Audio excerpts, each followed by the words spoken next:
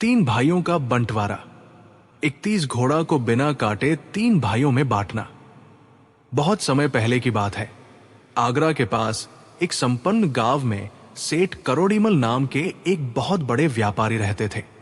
उनके पास धन दौलत की कोई कमी नहीं थी, लेकिन उनकी सबसे प्रिय संपत्ति थी उनके 31 अरबी घोड़े। ये घोड़े दूध जैसे सफेद, तेज तर्रार और वफादार थे। सेठ ने अपना पूरा जीवन इन घोड़ों की देखरेख में बिताया था। सेठ के 3 बेटे थे। बड़ा बेटा राम, मंझला श्याम और छोटा घनश्याम। तीनों ही स्वभाव में एक दूसरे से भिन्न थे, लेकिन पिता की संपत्ति पर सबका बराबर मोह था। जब सेठ करोड़ीमल बीमार पड़े और उन्हें लगा कि उनका अंतिम समय निकट है, तो उन्होंने एक बहुत ही पेचीदा वसीयत तैयार की। उन्होंने अपने तीनों बेटों को बुलाया और कहा, मेरे बच्चों, मेरे मरने के बाद तुम आपस में लड़ना मत। मैंने अपनी वसीयत में तुम तीनों के लिए घोड़ों का बंटवारा इस प्रकार किया है। 1, बड़े बेटे राम को कुल घोड़ों का आधा आधा हिस्सा मिलेगा। 2, मंझले बेटे श्याम को कुल घोड़ों का 1/4 सवा हिस्सा मिलेगा। 3, छोटे बेटे घनश्याम को कुल घोड़ों का 8वां 1/8 हिस्सा मिलेगा।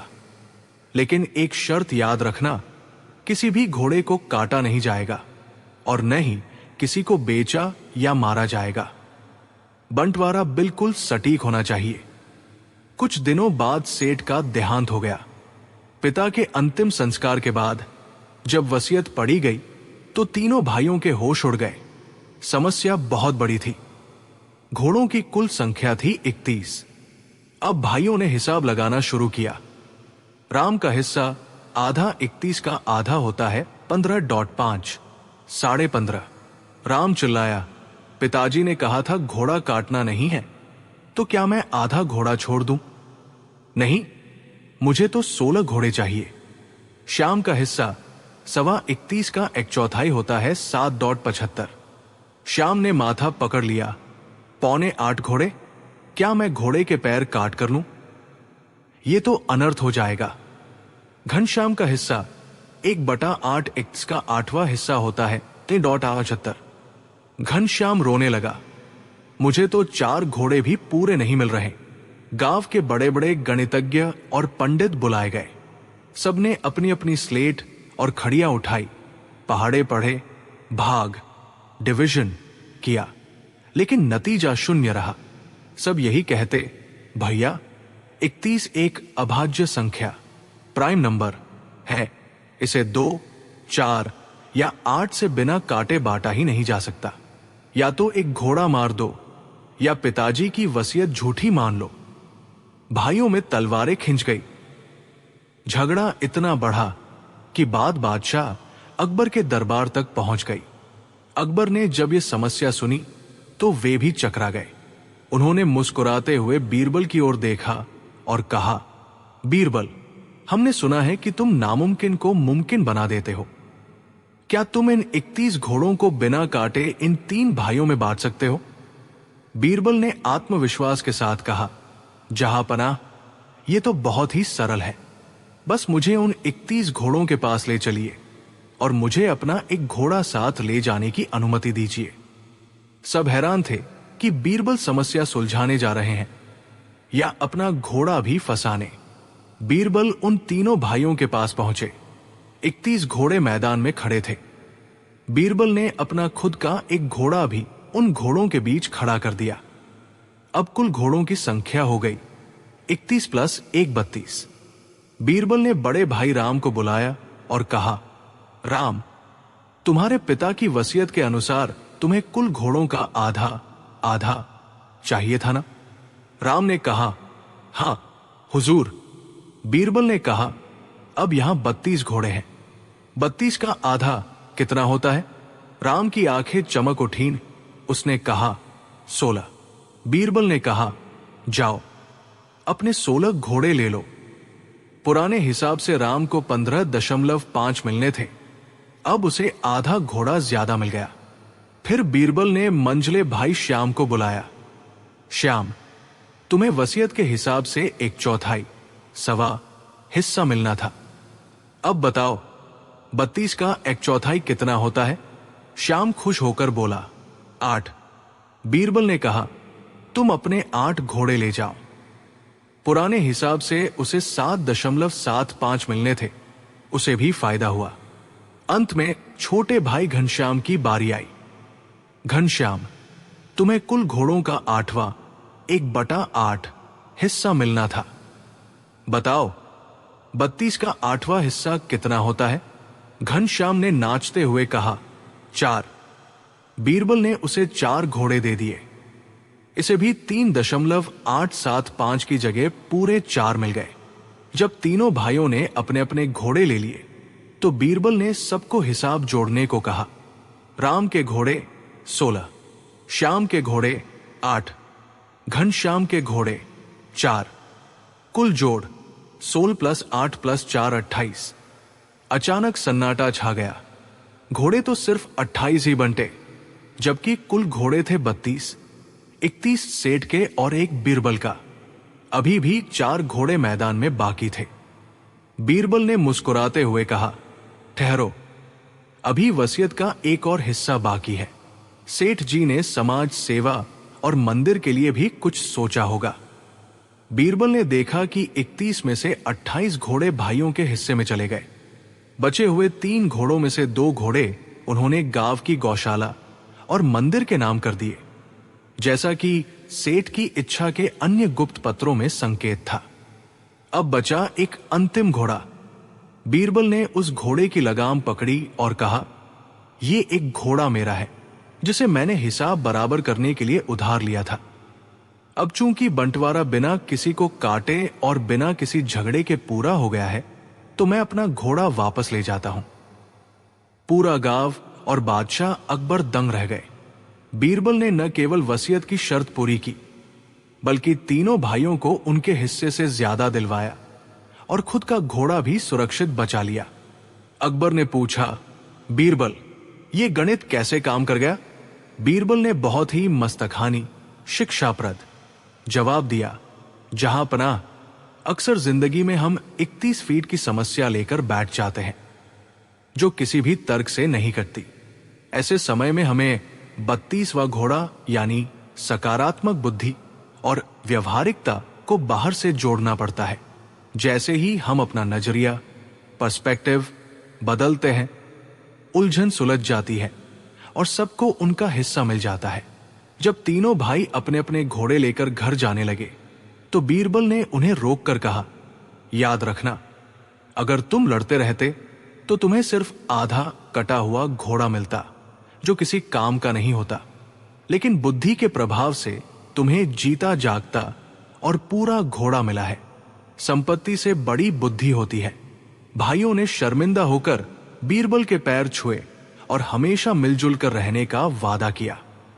कहानी का सार: 1. नजरिया बदलें।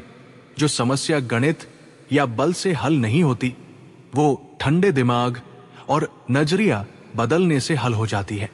2. सहयोग की शक्ति। कभी कभी समस्या को सुलझाने के लिए बाहरी मदद या एक नया विचार, 32वां घोड़ा, जोड़ना जरूरी होता है। 3. लालच का त्याग। यदि भाई आपस में जिद पर अड़े रहते तो सबका नुकसान होता। बीरबल की युक्ति ने सबका लाभ कराया। 4. विवाद का समाधान।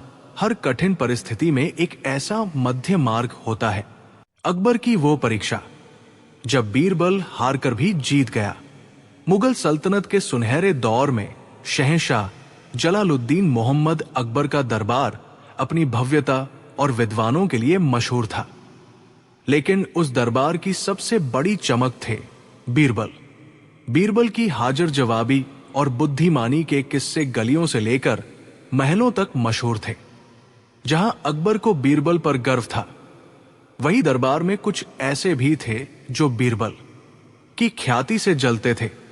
इनमें सबसे प्रमुख थे मुल्ला दो प्याजा। एक शाम जब ढलते सूरज की किरणें यमुना के पानी में चांदी घोल रही थी, अकबर अपने खास कक्ष में मुल्ला दो प्याजा और कुछ खास दरबारियों के साथ बैठे थे। मुल्ला ने धीरे से अकबर के कान भरे। जहां अपना, इसमें कोई शक नहीं कि बीरबल चतुर है, लेकिन क्या वो सचमुच अपराजय है? क्या कोई ऐसी परीक्षा नहीं हो सकती जहां बीरबल हार जाए? आखिर बादशाह की बुद्धि के आगे एक वजीर कब तक टिक सकता है? अकबर को यह बात लग गई। उन्हें भी लगा कि क्या बीरबल को हराया जा सकता है। उन्होंने मुस्कुराते हुए कहा, कल सुबह दरबार में एक ऐसी परीक्षा होगी जिसमें बीरबल की हार निश्चित होगी, और अगर वो हार गया तो उसे अपनी बुद्धिमानी का अहंकार त्यागना होगा।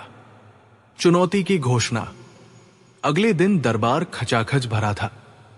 बीरबल हमेशा की तरह अपने शांत और मुस्कुराते चेहरे के साथ दाखिल हुए। अकबर ने ऊंचे स्वर में कहा, बीरबल, आज तुम्हारी बुद्धिमानी की अंतिम परीक्षा है। आज तक तुमने हर सवाल का जवाब दिया है, लेकिन आज तुम्हें एक ऐसी हार स्वीकार करनी होगी जो जीत से बड़ी होगी। बीरबल ने झुककर सलाम किया। हुजूर, आपके आदेश का पालन करना ही मेरी सबसे बड़ी जीत है। आज्ञा दे। अकबर ने एक सोने की थाली मंगवाई। उस थाली के बीचों बीच एक छोटा सा सफेद पत्थर रखा था। अकबर ने कहा, बीरबल, ये एक जादुई पत्थर है। इसे सत्य का पत्थर कहते हैं। तुम्हें इस पत्थर के सामने 3 ऐसी बातें कहनी है जो पूरी तरह से झूठ हो, लेकिन मुझे और इस पूरे दरबार को उन पर सच होने का विश्वास करना पड़े। अगर तुम हमें यकीन नहीं दिला पाए कि तुम्हारा झूठ सच है तो तुम हार जाओगे। दरबारी हंसने लगे। ये असंभव था। झूठ को सच साबित करना तो आसान था, लेकिन ऐसे झूठ बोलना जिस पर बादशाह मजबूरन यकीन करे, ये बड़ी बात थी। परीक्षा का प्रथम चरण, बीरबल की पहली चाल। बीरबल पत्थर के पास गए और बोले, जहां अपना, पहली बात, कल रात जब मैं सो रहा था तो मेरे सपने में आपके पूर्वज महान हुमायूं बादशाह आए थे। अकबर चौंके। दरबार में सन्नाटा छा गया। बीरबल ने आगे कहा, उन्होंने कहा कि अकबर के शासन में जनता इतनी सुखी है कि स्वर्ग के देवता भी आगरा में जन्म लेने के लिए कतार में खड़े हैं। अकबर मुस्कुराए। ये झूठ था, क्योंकि ये एक सपना था, लेकिन अकबर इसे झूठ नहीं कह सकते थे। अगर वो कहते कि ये झूठ है तो इसका मतलब होता कि उनके पिता हुमायूं उनके सपने में नहीं आ सकते, या उनकी जनता सुखी नहीं है। अकबर ने कहा, बीरबल, मैं इस पर विश्वास करता हूं। यह सच है। बीरबल ने पहली बाधा पार कर ली। अकबर ने कहा, बीरबल, यह तो आसान था, अब दूसरी बात कहो। बीरबल ने गंभीर होकर कहा, हुजूर, दूसरी बात यह है कि इस पत्थर के प्रभाव से मुझे अभी अभी पता चला है कि इस दरबार में बैठा हर शख्स, जिसमें मुल्ला दोपियाजा भी शामिल है, मन ही मन आपकी लंबी उम्र की दुआ कर रहा है, और वे सब अपनी संपत्ति का आधा हिस्सा शाही खजाने में दान करने का संकल्प ले चुके हैं। अब दरबारी फंस गए। मुल्ला दोपियाजा का चेहरा पीला पड़ गया। अगर वे कहते कि ये झूठ है तो वे बादशाह के दुश्मन और कंजूस साबित होते। अगर वे इसे सच मानते तो उन्हें अपनी आधी जायदाद देनी पड़ती। अकबर खिलखिलाकर हंसे। वाह बीरबल, ये तो बहुत ही सुखद बात है। मुल्ला जी, क्या बीरबल सच कह रहे हैं? मुल्ला ने कड़वा घूंट पीकर कहा, जी जहांपनाह, बीरबल बिल्कुल सच कह रहे हैं। अब असली रोमांच शुरू हुआ। अकबर ने कहा, बीरबल, 2 बातें हो गई, अब तीसरी और अंतिम बात। याद रहे, ये ऐसी होनी चाहिए जिस पर मुझे यकीन करना ही पड़े, वरना तुम हार जाओगे। बीरबल कुछ देर शांत रहे। उनके चेहरे पर पहली बार चिंता की लकीरें दिखी। उन्होंने पत्थर को छुआ और अकबर की आंखों में आंखें डालकर कहा, जहांपनाह, तीसरी बात यह है कि आप मुझसे कहीं अधिक बुद्धिमान हैं और मैं आपके सामने कुछ भी नहीं हूं। मेरा ज्ञान आपके विवेक की एक धूल के बराबर भी नहीं है। पूरा दरबार सन्न रह गया। अकबर भी चुप हो गए। यहां एक गजब का पेंच फंस गया।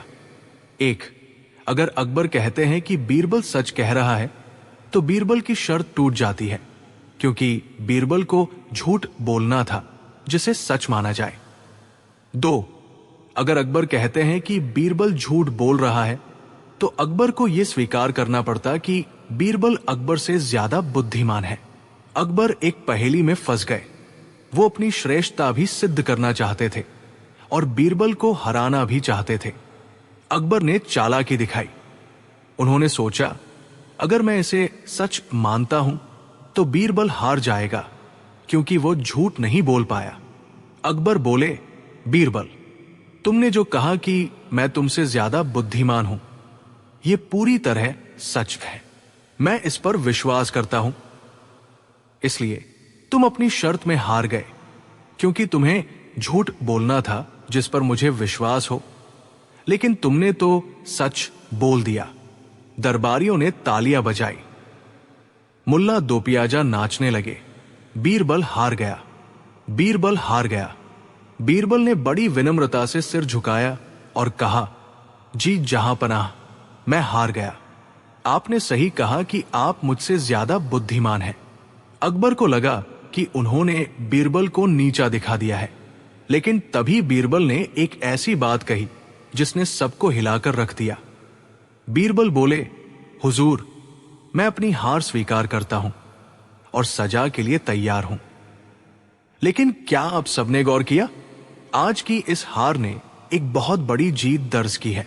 अकबर ने पूछा, कैसी जीत? बीरबल ने मुस्कुराते हुए कहा, जहां पनाह, इस पूरी परीक्षा का उद्देश्य क्या था? मुल्ला जी चाहते थे कि मैं हारूं। आपने चाहा कि मैं हारूं। मैंने आपकी और मुल्ला जी की इच्छा पूरी करने के लिए स्वयं को कम बुद्धिमान बताया।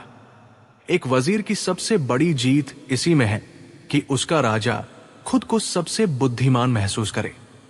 अगर मैं जीत जाता तो आपकी शान में कमी आती। मैं हारकर तभी जीत गया क्योंकि मैंने अपने बादशाह के चेहरे पर वो मुस्कान और आत्मविश्वास ला दिया जो शायद मेरी 1000 जीत भी न ला पाती। बीरबल ने आगे कहा, और जहांपनाह, आपने खुद कहा कि मेरी ये बात सच है कि आप मुझसे ज्यादा बुद्धिमान हैं। तो अगर राजा खुद को बुद्धिमान मान रहा है तो प्रजा का भविष्य तो सुरक्षित ही है। मेरी हार में सल्तनत की जीत छुपी थी। तभी बीरबल ने मुल्ला दो पियाजा की तरफ देखा और कहा, मुल्ला जी, चूंकि बादशाह सलामत ने मेरी दूसरी बात को भी सच माना था, इसलिए कल सुबह अपनी आधी जायदाद शाही खजाने में जमा करवाना न भूलिएगा। मुल्ला का चेहरा देखने लायक था। वो बीरबल को हराने के चक्कर में अपनी आधी संपत्ति गवा बैठे थे। अकबर जोर जोर से हंसने लगे। उन्हें समझ आ गया कि बीरबल ने जानबूझकर ऐसी तीसरी बात कही जहां अकबर को जीत का स्वाद चखने को मिले, लेकिन उस जीत का असली सूत्रधार बीरबल ही था। अकबर अपने सिंहासन से उठे, बीरबल को गले लगाया और अपना कीमती मोतियों का हार उनके गले में डाल दिया। अकबर ने कहा, बीरबल, तुम हारे नहीं हो। तुमने आज यह साबित कर दिया कि असली बुद्धिमानी केवल तर्क जीतने में नहीं, बल्कि सामने वाले का दिल जीतने और मर्यादा बनाए रखने में है। कहानी का मोरल, नैतिक शिक्षा। 1, अहंकार का त्याग। असली जीत वो नहीं जहां आप दूसरे को नीचा दिखाएं, बल्कि वो है जहां आप सबको साथ लेकर चलें। 2, समर्पण और बुद्धिमानी कभी कभी अपनों की खुशी के लिए या किसी बड़े उद्देश्य के लिए हार स्वीकार कर लेना ही सबसे बड़ी बुद्धिमानी होती है। 3, जैसी करनी वैसी भरनी। मुल्ला दो पियाजा ने ईर्ष्या की तो उन्हें आर्थिक नुकसान झेलना पड़ा। ईर्ष्या हमेशा अपना ही नुकसान करती है। 4, शब्दों का चयन। बीरबल ने शब्दों का ऐसा जाल बुना कि बादशाह चाहकर भी उन्हें सजा नहीं दे सके, बल्कि उनकी तारीफ करने पर मजबूर हो गए। कहानी के अंत में आगरा की गलियों में यह बात फैल गई कि बीरबल ने हारकर बादशाह को, जब बीरबल ने खुद को ही बेच दिया। एक अनोखा और अनमोल सौदा। मुगलिया सल्तनत के सबसे सुनहरे दौर में एक शाम आगरा के महल की छत पर शहंशाह अकबर और बीरबल टहल रहे थे। ढलते सूरज की लालिमा यमुना के पानी में चमक रही थी। अकबर अपने नवरत्नों, विशेषकर बीरबल की बुद्धिमानी से प्रसन्न तो रहते थे, लेकिन कभी कभी उनके भीतर का शहंशाह जाग जाता था। अकबर ने अपनी बेशकीमती हीरों से जड़ी अंगूठी को देखा और बोले, बीरबल, इस दुनिया में हर चीज की एक कीमत होती है। इन कीमती पत्थरों की, इन घोड़ों की, यहां तक कि इंसानों की भी। अगर मैं चाहूं तो इस बाजार में किसी को भी खरीद सकता हूं। बीरबल मुस्कुराए और बोले, जहां पनाह, वस्तुओं की कीमत होती है, लेकिन गुणों की नहीं। एक इंसान के शरीर की कीमत तय की जा सकती है, लेकिन उसकी बुद्धि और वफादारी की नहीं। अकबर को यह बात पसंद नहीं आई। उन्होंने चुनौती भरे लहजे में कहा, तुम गलत हो बीरबल। अगर तुम इतने ही गुणी हो तो बताओ तुम्हारी अपनी कीमत क्या है। अगर मैं तुम्हें आज बाजार में बेचने के लिए खड़ा करूं तो क्या कोई तुम्हें खरीदेगा, और अगर हां तो कितनी कीमत पर? बीरबल ने बिना हिचकिचाए कहा, महाराज, अगर आप मुझे बेचना चाहते हैं तो मुझे कोई ऐतराज नहीं, लेकिन याद रहे, मेरी कीमत वही लगा पाएगा जो मेरी बुद्धि की कद्र करना जानता हो। चलिए कल सुबह बाजार चलते हैं। अगली सुबह आगरा का मुख्य बाजार खचाखच भरा हुआ था। तभी शाही मुनादी हुई, सुनो सुनो सुनो, शहंशाह अकबर आज अपने सबसे प्रिय सलाहकार बीरबल को बेचने आए हैं। जो सबसे ज्यादा बोली लगाएगा, बीरबल उसका गुलाम होगा। लोग हक्के बक्के रह गए। किसी को यकीन नहीं हो रहा था कि अकबर अपने सबसे करीबी मित्र को बेच रहे हैं। अकबर एक ऊंचे सिंहासन पर बैठे थे और पास ही बीरबल एक साधारण कपड़े में खड़े थे। अकबर ने घोषणा की, बोली शुरू की जाए। बीरबल की शुरुआती कीमत है 1000 स्वर्ण मुद्राएं। एक धनी सेठ आगे आया। उसने सोचा कि अगर बीरबल उसके घर आ गया तो वो अपने व्यापार में कभी घाटा नहीं खाएगा। उसने चिल्लाकर कहा, 5000 स्वर्ण मुद्राएं। तभी एक नवाब ने कहा, 10,000। धीरे धीरे बोली बढ़ती गई और 50,000 स्वर्ण मुद्राओं तक पहुंच गई। अकबर खुश थे। उन्होंने बीरबल की ओर देखकर कहा, देखा बीरबल, तुम्हारी कीमत बढ़ती जा रही है। बीरबल ने शांत रहकर कहा, जहांपनाह, अभी तो सिर्फ मेरे नाम की बोली लग रही है, मेरी बुद्धि की नहीं। तभी भीड़ में से एक बूढ़ा फटेहाल ब्राह्मण आगे आया। उसके हाथ में मिट्टी का एक छोटा सा लोटा था। उसने कांपती आवाज में कहा, शहंशाह, मैं बीरबल को खरीदना चाहता हूं, लेकिन मेरे पास देने के लिए सोना चांदी नहीं है। अकबर हंसे और बोले, तो तुम क्या दोगे? ब्राह्मण ने लोटा दिखाते हुए कहा, मेरे पास इस लोटे में गंगा जल है और मेरे पास एक सवाल है। अगर बीरबल ने मेरे सवाल का सही जवाब दे दिया तो मैं उन्हें खरीद लूं और जीवन भर उनकी सेवा करूं, और अगर उन्होंने जवाब नहीं दिया तो वे मेरे गुलाम बनकर मेरे साथ चलेंगे। अकबर को गुस्सा आया, मूर्ख, यहां सोने की बात हो रही है और तुम लोटा लेकर आए हो। लेकिन बीरबल ने हस्तक्षेप किया, महाराज, इस ब्राह्मण की बोली सबसे ऊंची है, क्योंकि इसने धन के बजाय ज्ञान का सौदा करने की हिम्मत की है। मुझे इसकी चुनौती स्वीकार है। ब्राह्मण ने बीरबल की आंखों में देखते हुए पूछा, बीरबल, बताओ, इस संसार में सबसे कीमती वस्तु क्या है जो मुफ्त में मिलती है, लेकिन जिसे दुनिया का कोई भी बादशाह खरीद नहीं सकता? पूरा बाजार सन्नाटे में डूब गया। अकबर भी सोचने लगे, क्या वो हवा है, क्या वो पानी है? लेकिन हवा और पानी तो हर जगह है, उनकी कीमत क्या? बीरबल ने मुस्कुराकर जवाब दिया, वक्त, समय। समय हमें मुफ्त में मिलता है, लेकिन कोई भी बादशाह अपनी पूरी सल्तनत देकर भी बीता हुआ एक पल वापस नहीं खरीद सकता।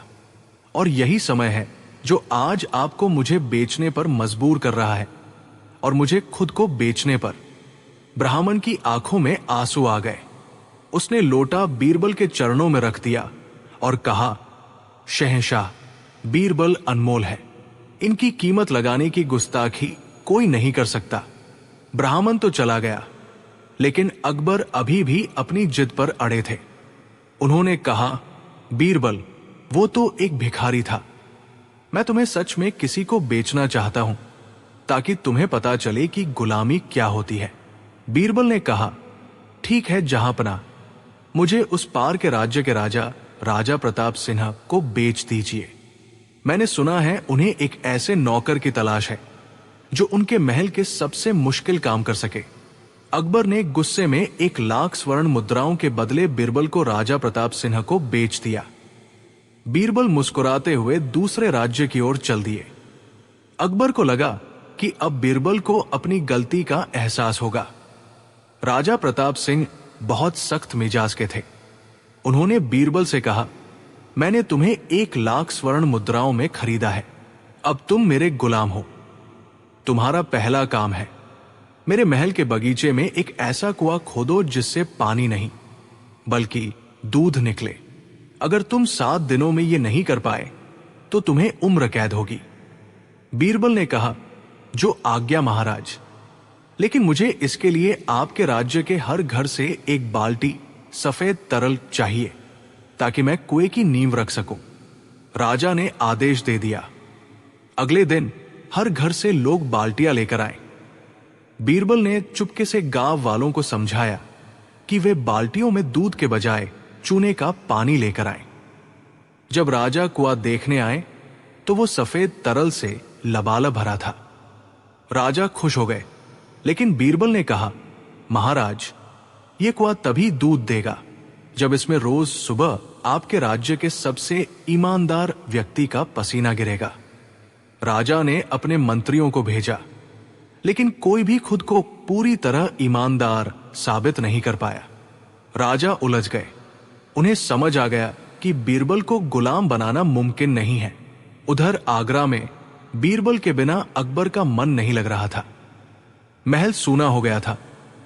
कोई भी उनकी पहेलियों का जवाब नहीं दे पाता था।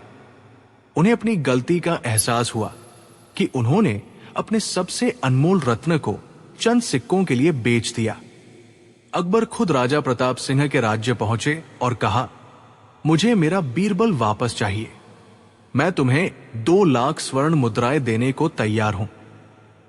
राजा प्रताप सिंह हंसे और बोले, शहंशाह, बीरबल ने मुझे सिखा दिया है कि बुद्धि को खरीदा नहीं जा सकता।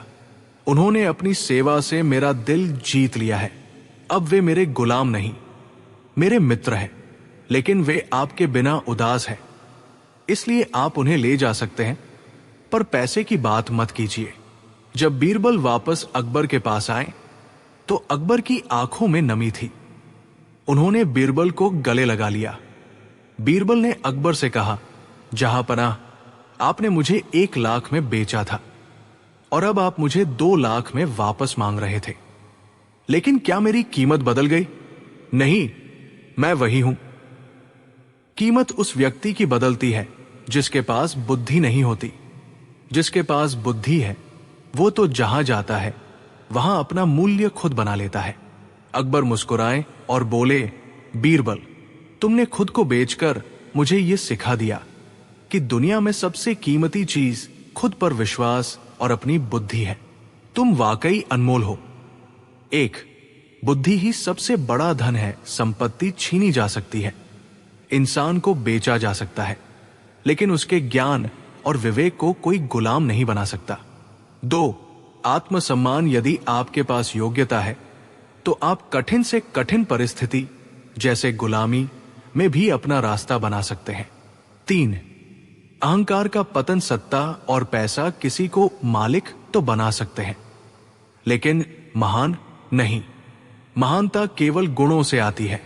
4, मूल्य बनाम कीमत। वस्तुओं की कीमत, प्राइस, होती है, लेकिन व्यक्तित्व का मूल्य, वैल्यू। जब ईरान के राजा ने मांगा बुद्धि का घड़ा, मुगल बादशाह अकबर की ख्याति केवल भारत तक ही सीमित नहीं थी, बल्कि उनकी बुद्धिमानी और उनके नवरत्नों, विशेषकर बीरबल के किस्से 7 समंदर पार तक मशहूर थे। ईरान के राजा शाह ने जब बीरबल की चतुराई के बारे में सुना तो उन्हें थोड़ा अविश्वास हुआ। उन्हें लगा कि शायद लोग बढ़ा चढ़ाकर बातें कर रहे हैं। शाह ने सोचा कि क्यों न अकबर और उनके बीरबल की परीक्षा ली जाए। उन्होंने एक ऐसी मांग करने की योजना बनाई जो सुनने में असंभव लगे और जिसे पूरा न करने पर अकबर को शर्मिंदा होना पड़े। शाह ने अपने सबसे चतुर दूत को बुलाया और उसे एक पत्र सौंपकर दिल्ली रवाना किया।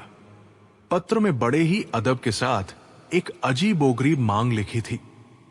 एक सुनहरी सुबह जब अकबर का दरबार अपनी पूरी भव्यता के साथ सजा हुआ था, ईरान का दूत राजभवन पहुंचा। दूत ने झुककर सलाम किया और शाह का पत्र अकबर को सौंप दिया। अकबर ने पत्र खोला और पढ़ना शुरू किया। जैसे जैसे वे पढ़ते गए, उनके माथे पर चिंता की लकीरें गहरी होती गई। पत्र में लिखा था, आलीशान शहंशाह अकबर, हमने सुना है कि आपके हिंदुस्तान में बुद्धिमानों की कोई कमी नहीं है और आपके पास बुद्धि का अपार भंडार है। हमारे फारस, ईरान में बुद्धि की भारी कमी हो गई है। आता आपसे निवेदन है कि कृपा करके हमें एक घड़ा भरकर बुद्धि भेजें। यदि आप ये मांग पूरी नहीं कर सकते तो हम समझेंगे कि आपकी बुद्धिमानी की बातें महज एक अफवाह है। पूरा दरबार सन्न रह गया। बुद्धि का घड़ा? बुद्धि कोई दाल चावल या सोना चांदी तो थी नहीं जिसे घड़े में भरकर भेजा जा सके। दरबारी एक दूसरे का मुंह ताकने लगे। कुछ जलने वाले दरबारी खुश भी थे कि अब बीरबल फंसेगा। अकबर ने बीरबल की ओर देखा। बीरबल हमेशा की तरह शांत और मंद मंद मुस्कुरा रहे थे। अकबर ने कहा, बीरबल, क्या तुमने सुना? शाह हमसे बुद्धि का घड़ा मांग रहे हैं। क्या हमारे पास कोई ऐसा घड़ा है? बीरबल ने आगे बढ़कर कहा, जहां पनाह, घबराने की कोई बात नहीं है। बुद्धि का घड़ा तैयार करना मेरे लिए कोई बड़ी बात नहीं है। बस मुझे इसके लिए थोड़ा समय चाहिए। दूत ने पूछा, कितना समय बीरबल जी? बीरबल बोले, ठीक 3 महीने। 3 महीने बाद आप वो घड़ा लेकर ईरान लौट सकते हैं। दूत राजी हो गया और उसके ठहरने का शाही इंतजाम किया गया। अकबर ने एकांत में बीरबल से पूछा, बीरबल, तुम ये असंभव काम कैसे करोगे? बुद्धि को घड़े में कैसे भरोगे? बीरबल ने मुस्कुराकर कहा, महाराज, बस देखते जाइए।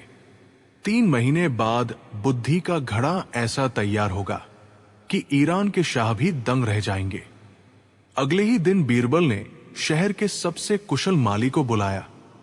वे उसे अपने शाही बाग में ले गए जहां कद्दू, पेठा की बेलें लगी हुई थी। बीरबल ने माली को निर्देश दिया कि वो कुछ मिट्टी के छोटे मुंह वाले घड़े लेकर आए।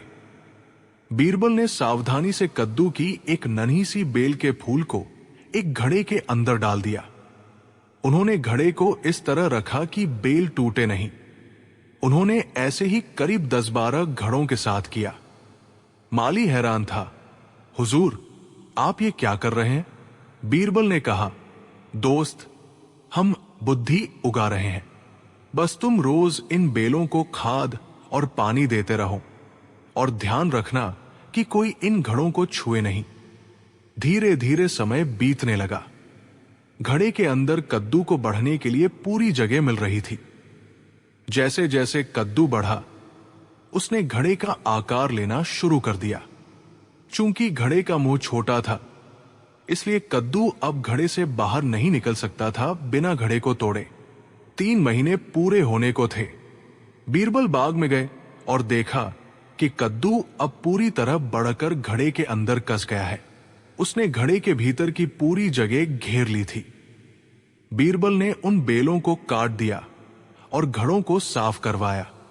अब स्थिति यह थी कि घड़े के अंदर एक बड़ा सा कद्दू था, जिसे बाहर निकालने का एकमात्र तरीका या तो कद्दू को काटना था या घड़े को फोड़ना।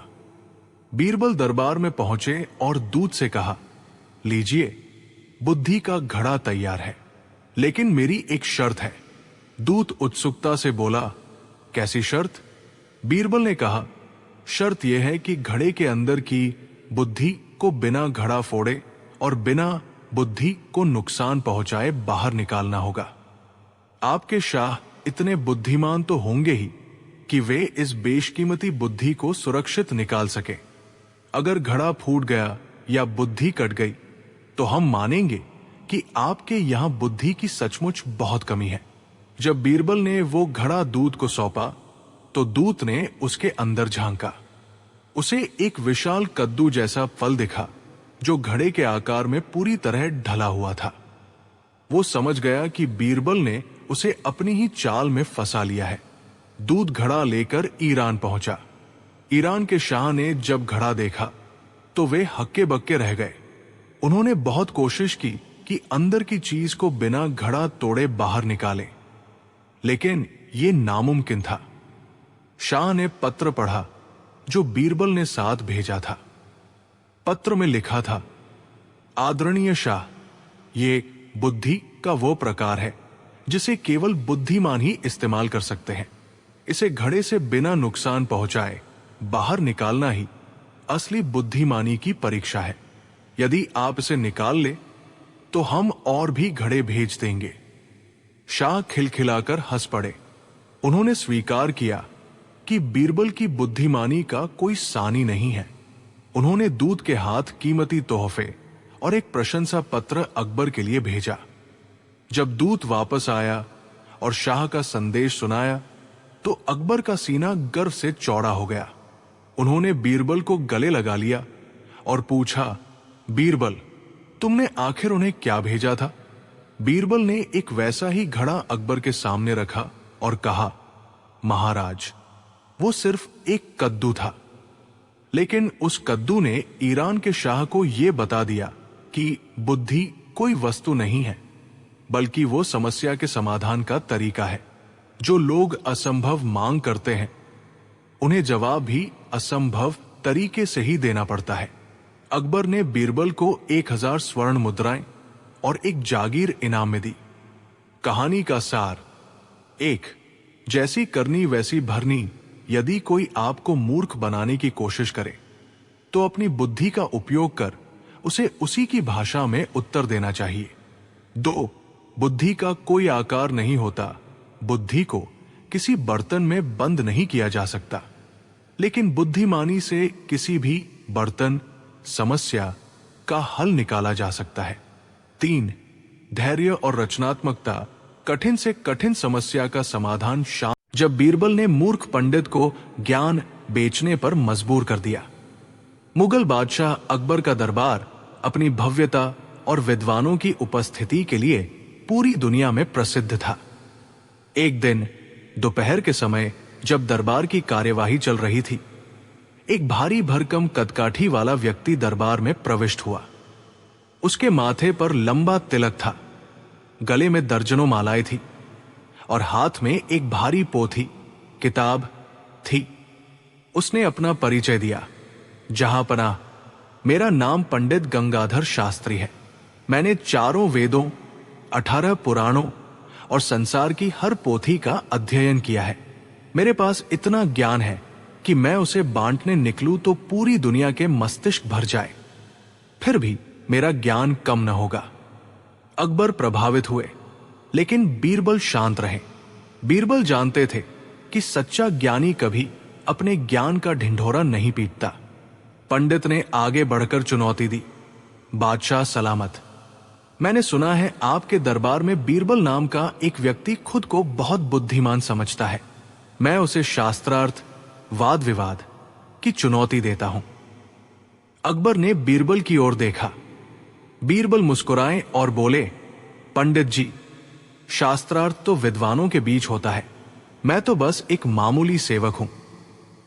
लेकिन अगर आपके पास इतना अपार ज्ञान है तो क्या वो ज्ञान आम जनता के किसी काम आता है? पंडित तुनक कर बोला, मेरा ज्ञान अनमोल है, ये आम लोगों की समझ से बाहर है। बीरबल ने दाव खेला, महाराज, पंडित जी का कहना है कि इनका ज्ञान अनमोल है, लेकिन मेरा मानना है कि जो चीज काम की हो उसकी बाजार में कीमत जरूर होती है। क्या पंडित जी अपना ज्ञान बाजार में बेचकर दिखा सकते हैं? अकबर को मजा आने लगा। उन्होंने पूछा, बीरबल, ज्ञान भला बाजार में कैसे बिक सकता है? बीरबल ने कहा, जहांपनाह, अगर पंडित जी वास्तव में ज्ञानी हैं, तो वे अपनी बातों को छोटे छोटे नुस्खों में बेच सकते हैं। अगर ये एक हफ्ते में बाजार में अपना ज्ञान बेचकर 1000 स्वर्ण मुद्राएं कमा ले, तो हम इन्हें महान मान लेंगे। अहंकार में अंधे पंडित ने चुनौती स्वीकार कर ली। उसे लगा कि वह अपनी लच्छेदार बातों से लोगों को ठग लेगा। अगले दिन बीरबल ने शहर के सबसे व्यस्त चौराहे पर एक छोटी सी दुकान सजवा दी। दुकान के बाहर एक बड़ा बोर्ड लगाया गया, यहां असली ज्ञान बिकता है, कीमत मात्र 1 टका, तांबे का सिक्का। पंडित जी अपनी भारी पोथियां लेकर दुकान पर बैठ गए। शुरू में भीड़ जमा हुई। लोग उत्सुक थे कि ज्ञान कैसे बिकता है। एक किसान आया और उसने 1 टका दिया। पंडित जी, मुझे कोई ज्ञान दीजिए। पंडित ने गंभीरता से कहा, बेटा, सत्य बोलना चाहिए। किसान भड़क गया, ये तो मुझे मेरी दादी बचपन में सिखाती थी। इसके लिए 1 टका क्यों दूं? पैसे वापस करो। धीरे धीरे शाम हो गई, लेकिन पंडित जी एक भी टका नहीं कमा पाए। लोग उनका मजाक उड़ाने लगे। उधर बीरबल वेश बदलकर सब देख रहे थे। तीसरे दिन बीरबल ने एक योजना बनाई। उन्होंने अपने एक विश्वास पात्र सेवक को बुलाया और उसे एक कीमती हीरा दिया। सेवक को निर्देश दिया गया कि वो पंडित के पास जाए और एक अजीब समस्या का समाधान मांगे। सेवक पंडित के पास पहुंचा और रोने लगा, पंडित जी, मैं बहुत दुविधा में हूं। मेरे पास ये हीरा है, लेकिन मुझे डर है कि कोई इसे चुरा लेगा। मुझे ऐसा ज्ञान दीजिए कि चोर मुझे कभी लूट न पाए। पंडित की आंखों में चमक आ गई। उसने सोचा यही मौका है। उसने कहा, इसका ज्ञान महंगा है, इसके लिए 10 स्वर्ण मुद्राएं लगेंगी। सेवक ने पैसे दे दिए।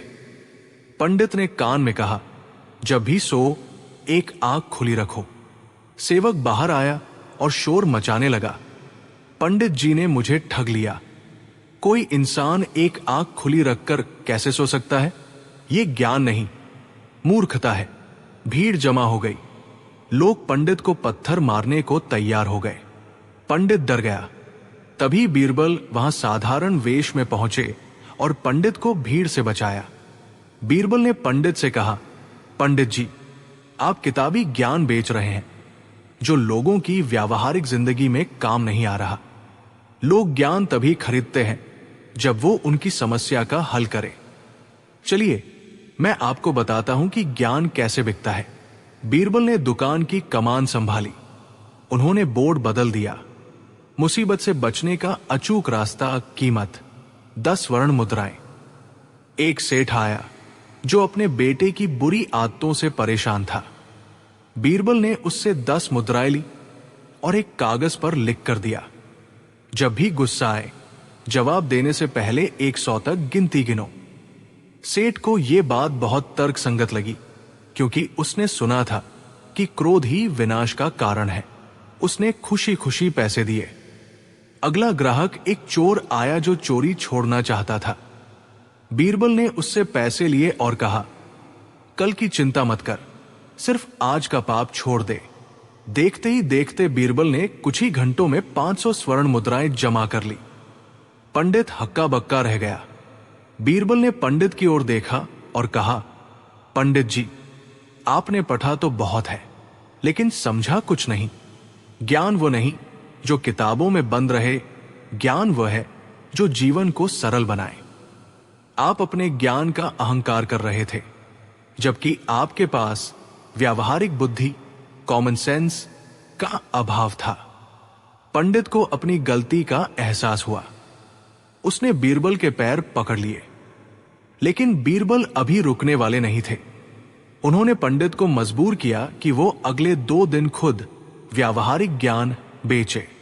पंडित ने अब वेदों के श्लोक सुनाना बंद किया और लोगों को छोटी छोटी समझदारी की बातें बताने लगा, जैसे रास्ते में चलते समय गड्ढों पर ध्यान दे, या उधार उतना ही ले जितना चुका सके। हैरानी की बात यह थी कि लोग अब उसे पैसे दे रहे थे। पंडित ने महसूस किया कि अब तक वो जो ज्ञान का बोझ लेकर घूम रहा था, वो सिर्फ उसका अहंकार था। सप्ताह खत्म हुआ। पंडित गंगाधर शास्त्री दरबार में हाजिर हुए। उनका चेहरा अब चमक रहा था, लेकिन वो चमक अहंकार की नहीं बल्कि संतोष की थी। उन्होंने अकबर के सामने 1000 स्वर्ण मुद्राएं रखी। अकबर ने पूछा, पंडित जी, कैसा रहा ज्ञान बेचने का अनुभव? पंडित ने झुककर कहा, जहां पनाह, बीरबल ने मुझे वो सिखा दिया जो मैं हजारों पोथियां पढ़कर भी नहीं सीख पाया।